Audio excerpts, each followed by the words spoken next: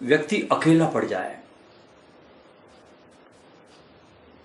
तो दोहरी उदासी का अनुभव करता है, एहसास करता है। इसलिए यह अध्ययन कहता है कि जो लोग अकेले रहते हैं वो बहुत जल्दी मर जाते हैं। ध्यान रखना, क्योंकि मनुष्य एक सामाजिक प्राणी है। जानवर को भी किसी का साथ लगता है, वो भी अकेले नहीं रहता। इसलिए हमारे देश में गुरुकुलों की स्थापना हुई, जहां सारे साथ रहकर गुरु के सानिध्य में ज्ञान प्राप्त करते थे। हमारे देश में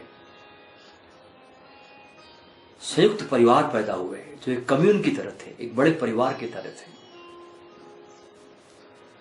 क्योंकि अकेला आदमी बहुत उदासी का एहसास अनुभव करता है और जिससे उसकी उदासी कम होने के बजाय बढ़ती जाती है। अगर ऐसी परिस्थिति आपके जीवन में आ जाए अकेले होने की, तो उसको भी एक चुनौती की तरह लो। उस समय क्या करो, जो आपके मन में आ रहा है उसको एक डायरी में लिखते जाओ, लिखो उसको। महानतम लोगों को लिखने में बहुत दिलचस्पी होती है, इसलिए जब भी वो अकेले होते हैं तो कुछ लिखते हैं, कुछ नोट्स बनाते हैं, कुछ पॉइंट्स लिखते हैं। क्योंकि लिखने से आपके मन का बोझ कम हो सकता है और आपके मन में लिखने के प्रति रुचि को वो जागृत कर सकता है।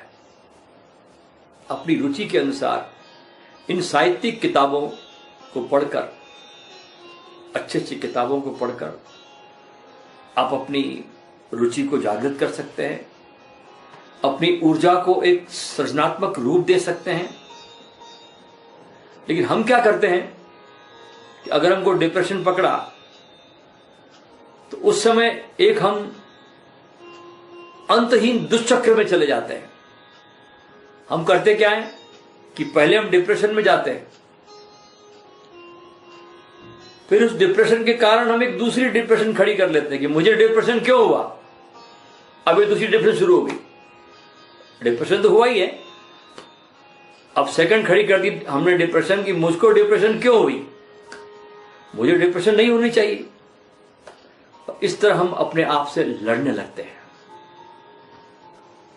इसलिए लड़ना नहीं है, बल्कि उस डिप्रेशन को पूरी तरह आप प्रकट होने दें। इस प्रकार वो जैसे आई है ना, वैसे चली भी जाएगी। क्योंकि जीवन तो एक प्रवाह है, यहां कुछ भी सदा एक जैसा नहीं रहता। Every moment will pass and this moment will also pass.